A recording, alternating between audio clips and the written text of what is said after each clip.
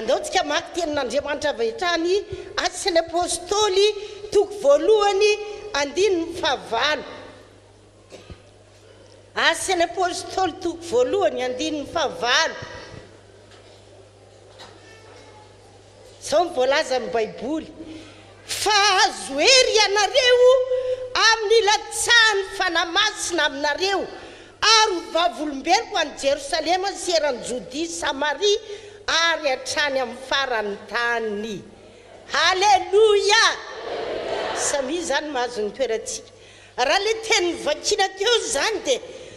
araky ny hevitrao inona ny vokatry ny fanamasina mirotsaka eo amin'ny fiainan'ny olona anankiray. Inona ny vokatry ny filatsahan'ny fanamasina eo amin'ny fiainan'ny olona anankiray? Fa azo hery ianareo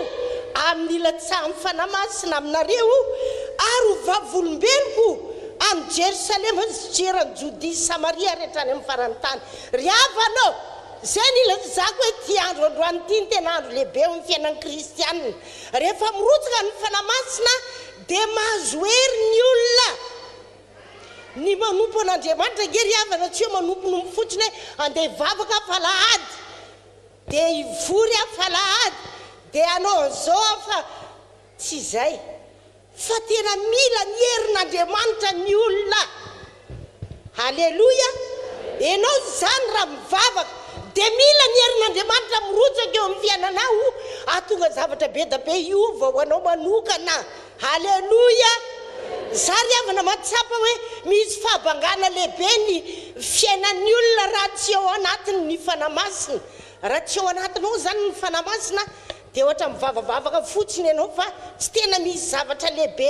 ateraka izany eo amin'ny fiainanao ary misy fahabangana lehibe ny fiainan'ny olona raha mivavaka fotsiny izy fa tsy ao anatiny fanamasina. Ary zay nge nahatonga an'i Jesosy Kristy namepetra ny mpianatra raha ohatra ka andeha hiakatra ho any an-danitra izy dia ozy izy Jesosy manao hoe aza miala eto Jerosalema aloha ianareo mandra-panafinanareo amin'ny hery avy amin'ny avo. Fa maninona miferan'i Jesosy mpianatra hoe mijanona ihany aloha eto Jerosalema mivavaka mandra-panafinanareo amin'ny hery avy amin'ny avo, mandra-pandraisanareo ny fanamasina. Satria Jesosy tena mahafantatra hoe important be mihitsy ny andraisan'ny olona anankiray ny fanamasina amin'ny maha-kristianina azy. Misy banga lehibe mihitsy ny fiainany raha kristianina izy nefa ny tsisy fanamasina. Baiboly dia manambara fa Jesosy Kristy Jesosy mantsy ry havana raha tonga tetỳ ambonin'ny tany dia tonga tetỳ amin'ny maha olona. Tsy hoe Andriamanitra izy tetỳ fa olona, tena olona. Hitanao raha teraka izy dia zazakely ohatry ny olona rehetra, tetỳ ambonin'ny tany izy dia tena niaina tahaka ny olona. Fa izao kosa Jesosy Kristy rehefa dia ambara amin'ny Baiboly hoe nosoran'Andriamanitra tamin'ny fanamasina sy ny hery. Fa maninona moa izy nosorana tamin'ny fanamasina sy ny hery? Raha jerenao amin'ny boky ny Asy ny Apôstôly toko 10:7 dia ozy ny Baiboly. Asy ny Apôstôly toko 10:7 dia ozy ny Baiboly hoe dia ny amin'ny Jesosy avy any Nazareta izay nosoran'Andriamanitra tamin'ny fanamasina sy ny hery sady nandehandeha nanao soa sy nansitrana izay rehetra azo ny heriny devoly satria Andriamanitra nomba azy. Jesosy raha tonga tetỳ ambonin'ny tany dia tena tonga tetỳ hoe olombelona. Fa rehefa lehibe izy Jesosy dia nivavaka. Ary rehefa mivavaka izy dia nofenon'Andriamanitra ny fanamasina sy ny hery. Nosoran'Andriamanitra tamin'ny fanamasina sy ny hery. Zay nge nahatonga an'i Jesosy niavaka e. Zay nge nahatonga an'i Jesosy Kristy nomban'Andriamanitra tamin'ny fagagana be da be. Zay nahatonga an'i Jesosy Kristy tena niavaka. Tsy hoe Andriamanitra direct izy ny tonga tetỳ ambonin'ny tany fa olombelona. Fa le fanamasina zay narotsaka Andriamanitra taminy na nosorana azy nahatonga an'i Jesosy niavaka. Tsy eto androany ihany koa tiany Jesosy hiavaka ianao. Ary zay nanome nomezany Jesosy ny fanamasina ho an'ny zanak'olombelona nomeny ny fanamasina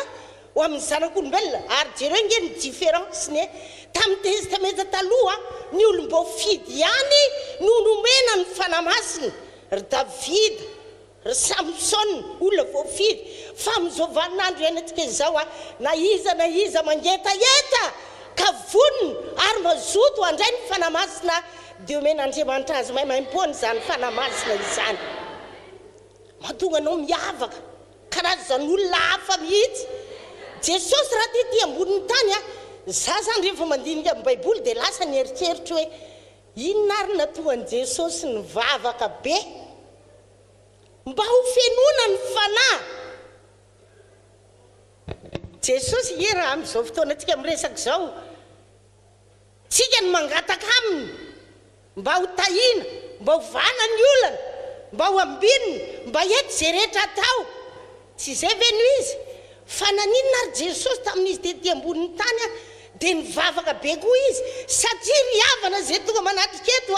ny vavaka zay ataontsika mahatonga an'Andriamanitra handrotsaka amin'ny fanamasina ao anatintsika ka mahatonga antsika tena ho ambinan'Andriamanitra tahian'Andriamanitra mety ny ataontsika tsy mitovy karazana amin'ny olona zao tontolo zao tsika fa karazan'olona hafa mihitsy halleloia Jesosy ne raha tetỳ ambonin'ny tany tena mivavaka be ary zany koa ny tena tokony ataontsika mba hatonga antsika feno hery mirotsaka amintsika amin'ny fanamasina hosoran'Andriamanitra amin'ny fanamasina sy ny hery amin'ny alalan'ny mivavaka mila mivavaka zay zany loharano kerintsika mba hatonga antsika tena ho fenon'ny fanamasina mivavaka hatonga ny fiainanao tena mety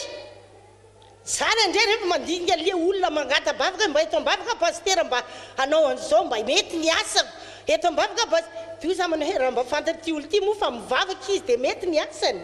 tsy mila vavaka avy amin'ny pastera moa fa ino moa efa fanaontsika dia mivavaka pastera ho an'ny olona zay mangata-bavaka fa ny tena izy raha hivavaka ianao dia iova ny fiainanao izy fagakana be dia be iseho eo amin'ny fiainanao halleloia Jesosy raha tetỳ ambony tany nge mivavaka be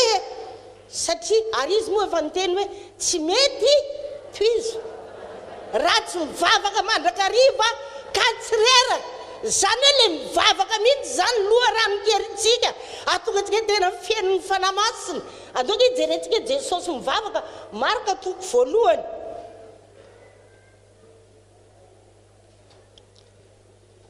Marka toko voalohany andininy fadimy amin'ny telopolo aloha mivakitsika Marka toko voalohany andininy fadimy amin'ny telopolo dia izao ny ambaran'ny baiboly ary ny fomarain'alina koa izy Jesosy io ambarany io jereo le izy fa ho majuscule i majuscule zany hoe manambarany Jesosy ary ny fomarain'alina koa izy dia nivoaka nankany an-tany foana ka nivavaka tany naninona hoy Jesosy nivavaka ary za la seritreritra be mihitsy ny amin'ny tenin'ny Paoly apôstôly hoe aoka anaka ianareo tahaka ny anavoko ny Kristy koa Paoly zany dia surany tenany mihitsy hoe tena nitovy tamin'i Jesosy izy inona reny natonga an'izay za mihino fa Paoly mazoto mivavaka koa zay nataon'i Jesosy nataony nahery nivavaka fomarain'alina oredrodra kely ao manomboka androany tianao koa ho azoto hivavaka zany loharano kerintsika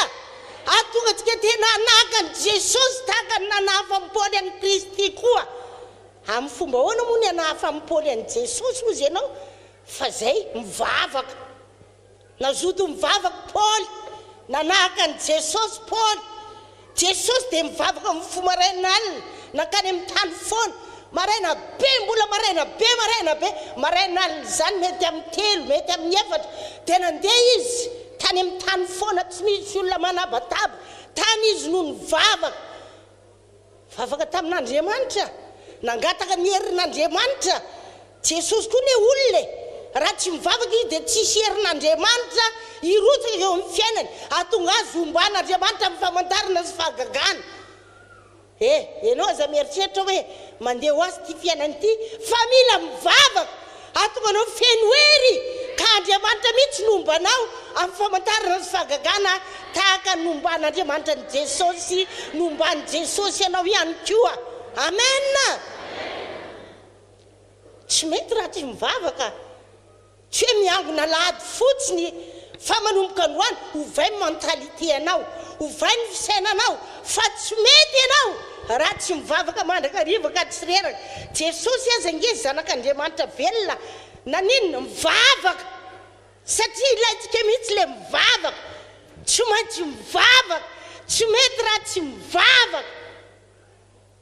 Batagany hoe ntanany zay fomaraina mivavaka aza mandainga ka sasany ary tsy mivavaka manomboka androany zany le tsy nanangatanana dia mivavako fa zany mapety ny fiainanao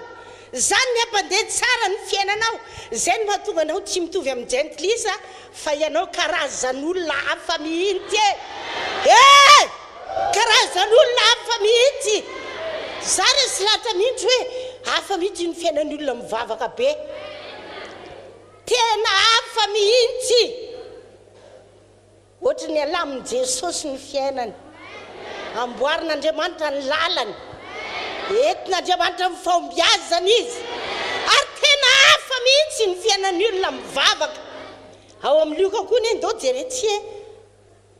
Lioka zany Matthieu Marka dia Lioka indray aoriana le novakitsika teo Lioka vakitsika toko fahenina andininy faharoambe folo zao ny ambaran'ny baiboly Lioka toko fahenina andininy faharoambe folo dia hozy izy ary tamin'izany andro zany dia lasa nakany tenimbodra Jesosy mba hivavaka ary naritra nivavaka tamin'Andriamanitra nandritry ny alina izy. Nanao inona hono Jesosy? Nanao veillé. Nanao inona? Nanao alim-bavaka. Naka izy nakany tenimbodra tena nandritry ny alina izy nivavaka tany. Raha ny tena izy nge raha Andriamanitra mihitsy Jesosy tamin'izy tetỳ tany tsy mila mivavaka fa tena olona izy dia tsy mety raha tsy mivavaka. Ary zany mahatonga antsika kristianina asiana organisation hoe misy alim-bavaka hono amin'ny vehivavy lehibe dia ozy sasy tena efa tsy vitako zany tia za tsy hoany misy alim-bavaka ny an'ny tanora misy alim-bavaka ny an'ny lehilahy lehibe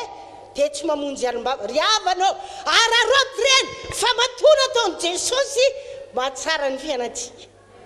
Aoka nakazytsika tahaka ny anavany any Kristy koa ozy izy Paul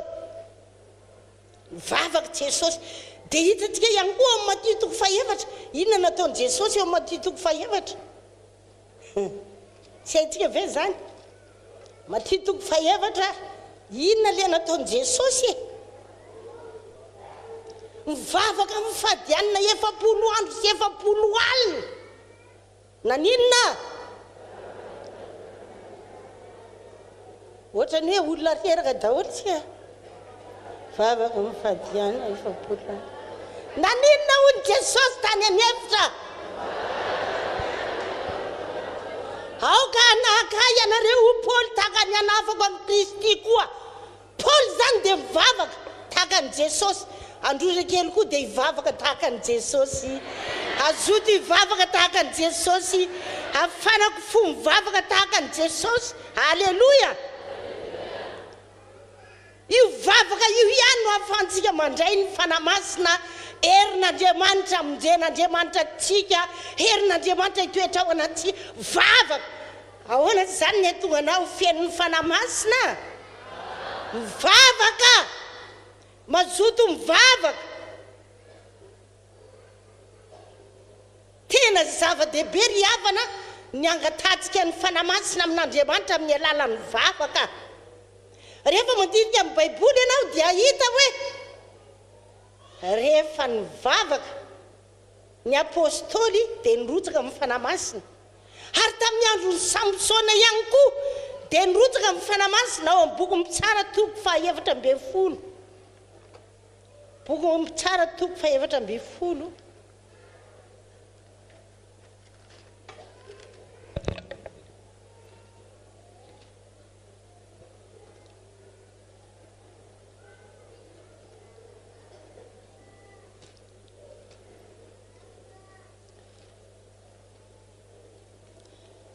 tsara toko fa efatra mbe folo ny vakitsika aloha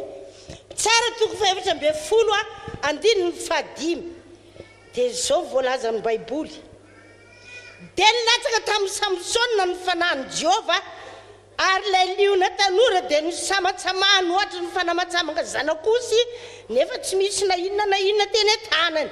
ary tsy nambarany tamin'ny rainy na tamin'ny reniny izay efa nataony rehefa nilatsaka tamin'ny Samsona ny fanan'Andriamanitra dia nisy liona tonga hanafika azy dia niraisiny tamin'ny tanana le liona tsy nisy antsy pika teny aminy tsy nisy antsy tsy nisy na inona teny aminy fitaovana maranitra mety amin'ona biby fa nosamatsamahany tamin'ny tanany la liona tanora ho ny baiboly dia matiny azonao an-tsaina ve zany mba jereka reny dessin animé reny raha ohatra ka misy liona ka anatona olona tsisy fitaovana maranitra matiny liona zany olona zany jereo mifamonono liona olona na biby misy andreny omby reny vonono le liona matiny tena vonono maika fa hoe olona kely nge ny olona raha hoarina amin'ny omby be reny fa ny zavatra nitranga nopresizen'Andriamanitra mihitsy hoe rehefa nirotsaka tamin'ny Samsona ny fanahy masina novonono fotsiny le liona dia maty tian'Andriamanitra ho tahaka izany ianao ary zany mahatonga an'Andriamanitra manoratra n'izany atao anatin'ny baiboly tsy hoe andeha anao dessin animé anao dia hamono biby amin'izay tsy mila fitaovana tsy heriavana tsy zany intsony ny ilayntsika fa ny herin'Andriamanitra mirotsaka ao anatinao mahatonga anao karazan'olona hafa hivavaka ao amin'ny marary ianao dia ho sitrana amin'ny marary hamoaka démonia ianao dia hivoaka ny démonia angataka zavatra amin'Andriamanitra ianao dia izy fahagagana rehefa mirotsaka ao anatin'ny olona mifanahy masina halleloia ino mo teny tsy hoe fanoharana fa teny nataon'ny baiboly hoe nirotsaka tamin'ny Samsona ny fanahy masina dia nisamboriny le liona dia mivonono dia matiny fa nitsika kosa amin'izao vaninandro zao zavatra hafa mihitsy mety banga eo amin'ny fiainanao halleloia za zao afaka maly moa zay sy mivadiko miaraka zay dia miantso telefôna le olona ka le amin'le tomobile zany ny telefôna direct dia miantso le olona pastera ito mivavaka fa lasa nivadiko hoe tsy niverina tsony izy zao dia mivavaka zay za mino fa zay vavaka zay misy akony eo amin'ny fiainan'le olona be dia be ny olona mangatabavaka fa manana olana ara-panambadiana ara-tokantrano rehefa tena eo ny fanahy masina riavana hivao azy zany olana zany ianao mila mivavaka mba ho fenona ny fanahy ka ny fanahy masina anao fahagagana lehibe eo amin'ny fiainanao zavaratsy takatry ny sainao tsy ampozinao no iseho eo amin'ny fiainanao satria ny fanahy masina nge misy hery lehibe ho atsika herin'Andriamanitra ho atsika azo hery ianareo amin'ny ilatsahany fanahy masina aminareo ny mpino zany mila olona feno ny fanahy masina tia mivavaka mangataka ny fanahy masina tsisy amenina ve zany halleloia raha jerenao koa miboky mitsara io toko fa 5 andininy fa 7 dia ndoka vakitsika ny vokatry ny fanahy masina milatsaka mba tiako mantsy ianao androany angetaeta ny fanahy masina ary raha hivavaka tsika rehefa alohan'ny amarana nyity fotoana ity dia tena hitolona mihitsy ianao fanahy masina midina amiko ianao mba karazan'olona hafa mihitsy aza mety antson'olona hoe pinotsotra inona ny andraikitra ao androndra pinotsotra pinotsotra ahoana ny olona fian'ny fanahy masina exceptionnel karazan'olona hafa mihitsy ampiasaina Andriamanitra amin'ny fomba mahagatakatry ny saina tsy mba maniry an'izany ve anao hoe mba tiako arakarazan'olona hafa mihitsy raha anao examen ary ianao dia exceptionnel raha misy concours ataonao ahoana moa reny amin'ny télé reny hoe manao tsolotra manao an'izao fa ianao exceptionnel Andriamanitra mihitsy no ametraka anao amin'ny toerana anankiray ry havanao tiako mihitsy mipino eto androndra pino exceptionnel daholo halleluia raha mpamboly ianao dia exceptionnel ny volonao raha mpiompy ianao dia exceptionnel ny fiompianao ninina asa taonao asany tanana exceptionnel mivokatra miala avy eo aminao na inona na piasa mpanjakana ianao dia miaiky mihitsy ny lehibe anareo hoe olona exceptionnel ianao ary rehefa mirotsaka eo amin'ny olona ny fanamasina rehefa mirotsaka eo amin'ny olona ny fanamasina dia exceptionnel zany olona zany ary zany nge mahatonga an' Jesosy niteny hoe aza miala Jerusalema aloha mandra-panafinanareo amin'ny hery avy amin'ny avo e aoka hivavaka angataka amin'ny fanamasina tolona iray saina mba hatonga antsika mpino olona exceptionnel za raha nga tena mahafinaritra mihitsy ny mpino rehetra eto androna ndraiky mivady hoe olona exceptionnel eo amin'ny toerana misy azy halleluja ary za resy lahatra mihitsy hoe tena hafa mihitsy ny olona misy mifanamasina tiroko vavolombelonareo ohatra ny ampiresaka raha iresaka nyity tadidinareo ve tsika ny fotoana hoe anomboantsika anamboarana trano any Betafo tadidinareo ça fait 1 mois et 2 semaines firy zay nanaovantsika ny tranotany Betafo 1 mois et 2 semaines anao nga manisa sa tsy manisa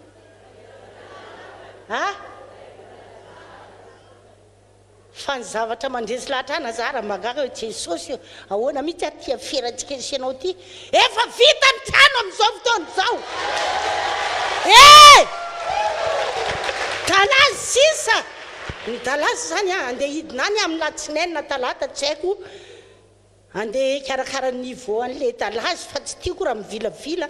fa efa voalalitra daholo ny anatiny velany efa vita daholo ny estrady androany zao ny mpino avy any Ambohimanarina no hiderany Betafo efa vita ny estrady efa vita soma raha sitrapon'ny tompo zany ange dans une semaine vita tanteraka ny trano fiangonana sy ny vodi-trano sy mantena mba tsy ho simba rehefa avy ny orana dia gaga mihitsy hoe tsy azoko tsaina Jesosy zange efa be da be ny trano nataoke be dia be ny trano nataotsika tany maroko bobo tany rehetrarehetra tany fa ohatra mbola tsy nisy 1 mois et 2 semaines zany fa nahoana loatra ty ndre mandeha ty nalaky be ohatran'ity satria tao ny tanan'Andriamanitra halleluja ary za dia mivavaka mba ho tahina le trano ary raha vao vita ohatra zay le trano amin'izao fotoana izao nge efa kely sy dia feno hoe tokony hanamboatra banzy zao za hoentinany hipetrahan'ny olona ao amin'le fiangonana riavanao magaga Andriamanitra sady mpanao fahagagana indrindra fa rehefa fiain'ny fanamasina ny mpino dia misy tanan'Andriamanitra miasa eo amin'ny fiainany tsy takatry ny saina ny fiasan'Andriamanitra fa Andriamanitra manao fahagagana ny andriamaniny halleluja Samson ndova kitsika mpitsara toko fa 5 andininy fa 7 zao ny ambara amin'ny baiboly raha tonga tany le izy dia nanakora azy ny Filistina ary ny fanahin'i Jehova nilatsaka taminy inona hono nilatsaka tamin'ny Samsona dia tonga tahaka ny rongony izay nidorana tamin'ny afo ny mazaka teny amin'ny sandriny ary afaka tamin'ny tanany fatorana ary nahita valany rano biriky vaovao izy dia naninitra ny tanany nakazy ka inona aminony arivolahy rehetra nao amin'ny tele azy ange tsisy film hoe olona raiky mahafato arivolahy zany anao mpijery film hitanao reny olona manao combat sy miady reny tsy misy olona raiky nafaty arivolahy zany fa Samsona kosa valany rano biriky anankiray naminony arivolahy olona nirotsa amin'ny fanamasina ny ady tamin'ny fahavaliny olona raiky nafaty arivolahy tsy takatry ny saintsika hoe ahoana fa zay mihitsy le fiasan'ny fanamasina ianao androany raha tena mangetahita ny fanamasina ianao angataka ny fanamasina ianao andeha ody ianao dia minofa anao asa lehibe sy mahagaga eo amin'ny fiainanao ny fanamasina be dia be ny zava-mahagaga ho atao amin'ny fanamasina eo amin'ny fiainanao ary tsika kristianina tena tokony iaina araka izany mihitsy enoy nge Jesosy tsy tia tany tsony fanakany an-danitra fanarotsany fanamasina anampy atsika anampy hery atsika ao anatinao ny fanamasina ray zany no hiady ho anao asa lehibe sy magagy eo amin'ny fiainanao atonganao karazan'olona hafa mihitsy halleloia za zao ny fanamasina mihitsy ny antenaiko amin'ny fiainana misy zavatra atao dia fanamasina midina atao anatiko mesama hery atao anaty momba ianao ataovy karazan'olona hafa zay moa ny terme fiteniko mihitsy hoe ataovy karazan'olona hafa mihitsy tsy mitovy amin'ny olona eto amin'ity zao tontolo zao ity fa olona manana ny fanamasina karazany hafa mihitsy ry havanao androany tsy angataka ny fanamasina nanahoana moa i Samson rehefa nirotsaka tamin'ny fanamasina olona rivolany vonoiny tamin'ny valany rano brika anankiray matiny tsy hoe nge io anaty baiboly io hoe zavatra hafa be io taloha io baiboly io taloha io hafa be fa androany milaza aminao miova io tenin'Andriamanitra io Andriamanitra tsy miova ny nanao an'io tsy miova omaly sy an'io ary mandrakizay raha tena ijoro tsara arak'izay ampianarina anao ianao dia hita karazan-dravatra tsy takatry ny sainao hatramin'izay azaka moka mivavaka zany angataka ny fanamasina atao fiainanao zany mba hirotsaka aminao ny fanamasina amen ao anaty baiboly ao any koa dia misy teny mampianatra hoe ny fanamasina dia nanome hery lehibe sy fahasahiana tao anatin'ny apôstôly andoge vakitsika aloha bokiny Jaune filazantsara ny soratany Jaune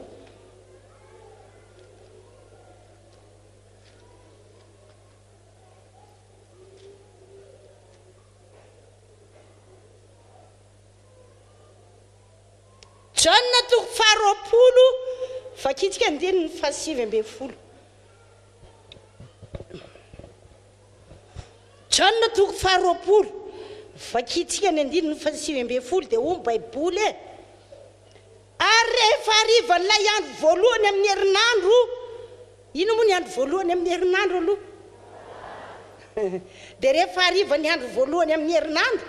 raha voarindrina ny varavarana izay niangonan'ny mpianatra no ny fatahorany jiosy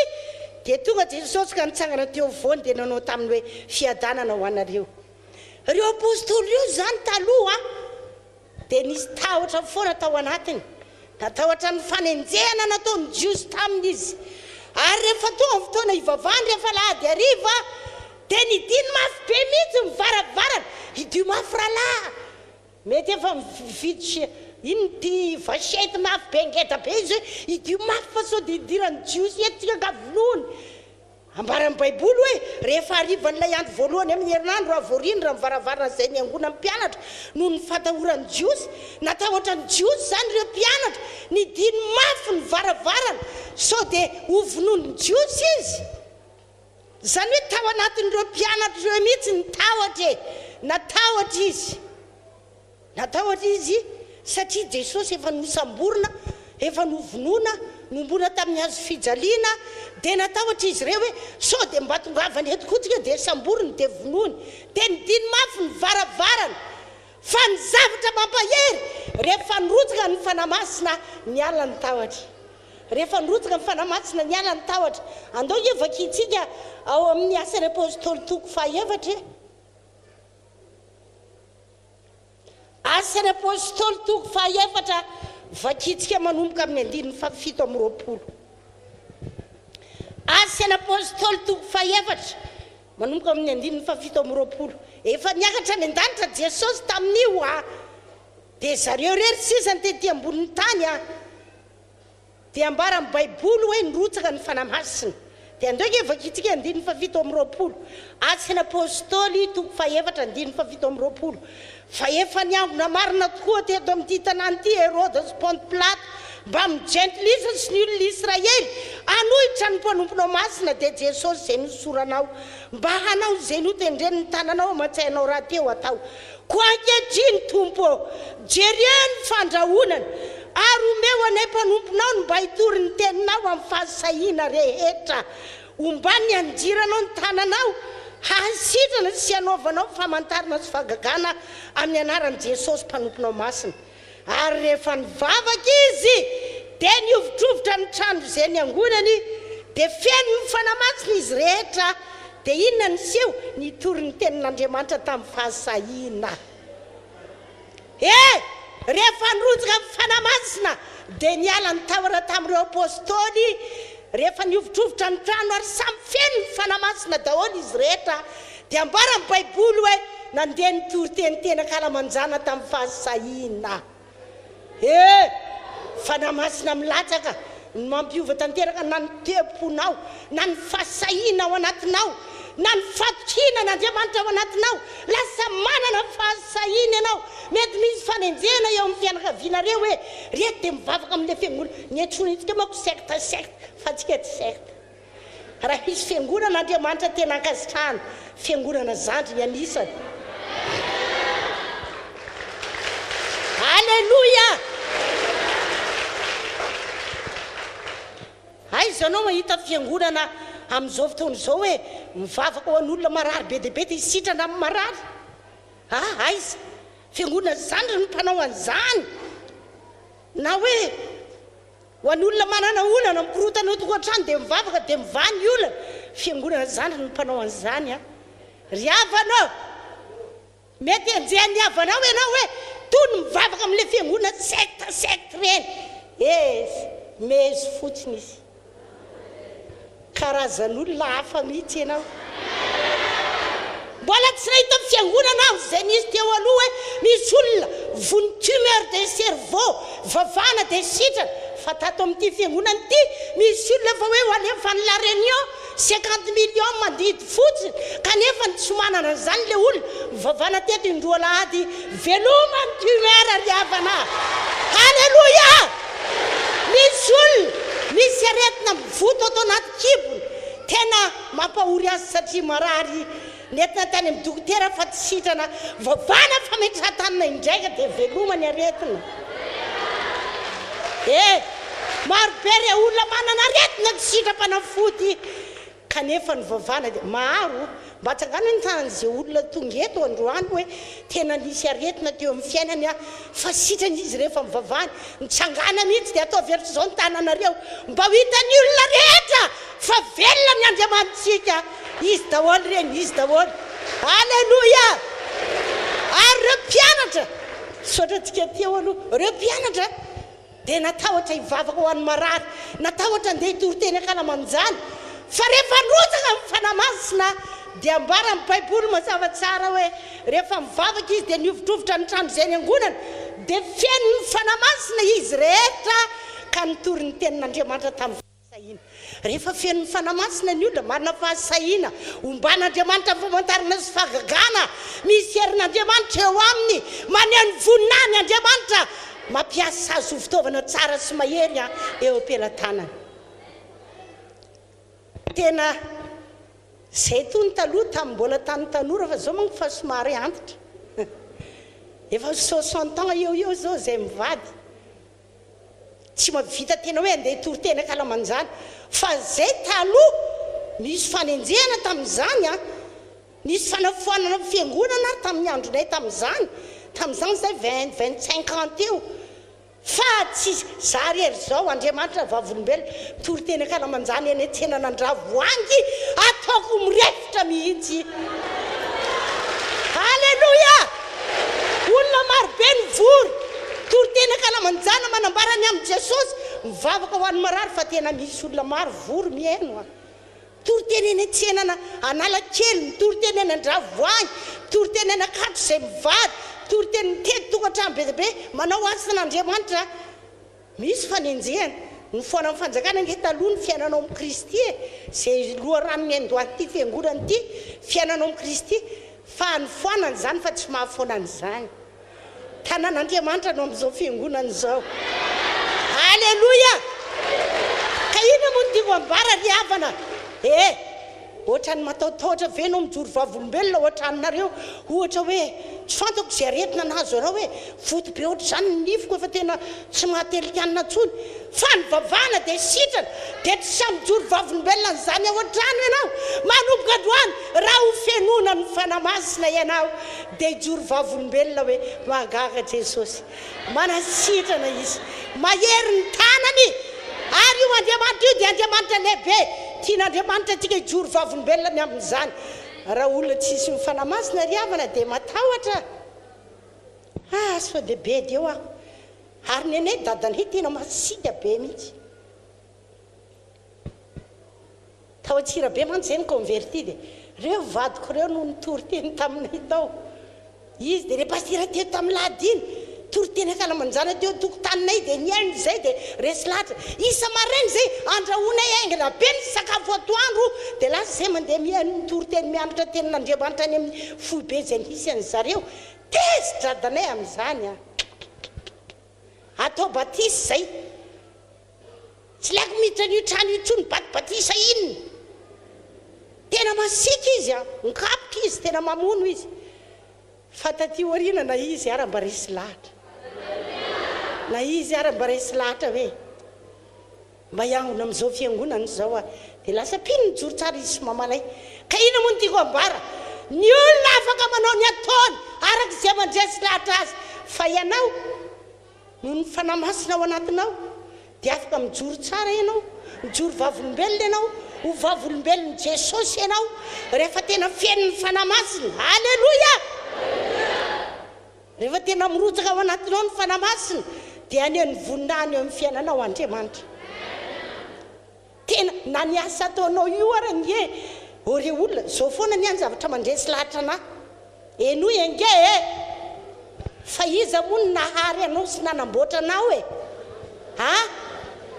Andriamanitra namboatra anao aza nataony ahoana moa no tsy ataony ampanjary ny zavatra rehetra ataonao rehefa tena mivavaka ianao araisinao ny fanamasina nomeny anampy atsika ataony manjary ny raha jiaby ataonao ny zavatra rehetra ataonao ataon'Andriamanitra anjary ataon'Andriamanitra anjary ny zavatra rehetra ataonao amena soroko vavolombelona ianao melohan'ny vavatsika satria tiako tsika androany tena angataka ny fanamasina mihitsy asakasaka zay tsy angataka aloha fa zay mangataka ka mahazo mino fa tena iova ny tantaram-piainana tamin'izay nisy fotoana misy fiangonana zay fiangonantsika any 55 be rivotra 55 moa ny anarany route de Magenga iny afaka meva tanàna dia eo le tanàna hoe be rivotra 55 dia mandeha zay vo Ambondromamy dia nisy olona teo lasa pino izy atandroa izy ireo dia manana omby 7 ny ombony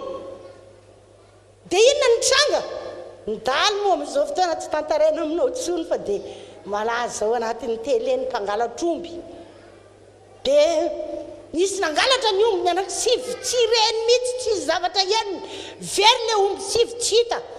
mivoaka da ny any moa zany efa misy hoe very ny omby ranina dia mivoaka daholo ny vatan-dehilahy eo an-tanàna manan'omby manaraka n'le dian'omby mitady an'le omby tadavina le omby tsy hita tadiavina le omby tsy hita farany dia hoe aleo entina mbavaka pastera tadavina le omby 3 andro matsy ny andro hitadiavan'ny zareo ny omby rehefa tsy hita amin'izay dia efa tsy hita tsony efa lasa lavitra dia ozy le tompon'omby aleo pastera etsika mambavaka fa mahagaga Jesosy dia nivavaka reo nahagaga mahagaga ny alin'iny nisy nanatra teo tokotanin'le olona nivaly tamin'le omby nisy nanatra le omby ny anankiray zany mety nefa natoniny satria le mpangalatra omby reny nge mitono omby dia any izy mandositra any dia mamono omby ray izy vonoiny dia any dia dorany ny hoditra n'le omby hovainy ny lokony amboariny tsy haiko hoe fa rehefa tamin'io nasesiky ny fanamasina zay le olona dia tonga teo tokotany tao anaty fefy le omby anankivalo tonga dia nandoalika le tompony mahagaga Andriamanitra ary tsy hoe anankiray olona anankiroa sampino ohatra izay daholo ny fiseho alina ny anankiray indray 7 nyle anankiray ny verina daholo ny 7 ry havana mahagaga ny Andriamanitsika androany angatony fanamasina irotsaka mahery eo amin'ny fiainanao iasy eo amin'ny fiainanao anampy ianao iado anao itondranao amin'ny fandresena dia ozy ny baiboly hoe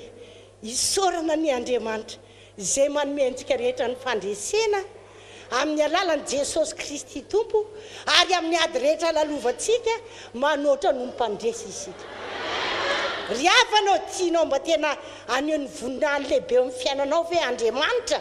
tianao tena iova ve ny tantaram-piainanao ka tsy fantako izay fahafantarany olona anao hoe raha sopana salama angambany dia zara raha misy vary sy laoka hohanina androany raha soa karazany hafa mihitsy ianao raha tena hivavaka angataka ny fanamasina hirotsaka aminao ny fanamasina hitondranao amin'ny fandresena tena ho hitanao sy ny olona mpiaramonina aminao ny voninahitran'Andriamanitra andao ary tsika hivavaka androany amin'izao fotoana izao manana fotoana kely tsika hivavaka hoe fenoy fanamasina midina atao anatiko ianao ataovy tahaka ny nazahoany Samsona fandresena no azahoako fandresena ataovy tahaka ny tahinao ny apôstôly ka nanana fahasahiana lehibe izy ka niala ny tahotra ataovy tahaka izany koa ny fanamasina mirotsaka atao anatiko hanao zava-mahagaga andao hivavaka andao mihitsy andohalika amin'izay tsy miherikerika hivavaka isika angataka ny fanamasina hirotsaka eo amin'ny fiainantsika atonga antsika tena olona karazany hafa kely mihitsy olona tena mahagaga eo amin'ny fiarahamonina andao hivavaka samy mivavaka olana tsy mivatra amin'izay androany dia mino ianao amahany zany olana zany ny fanamasina anao asa lehibe sy mahagaga izy samy mivavaka mivavah mafy ianao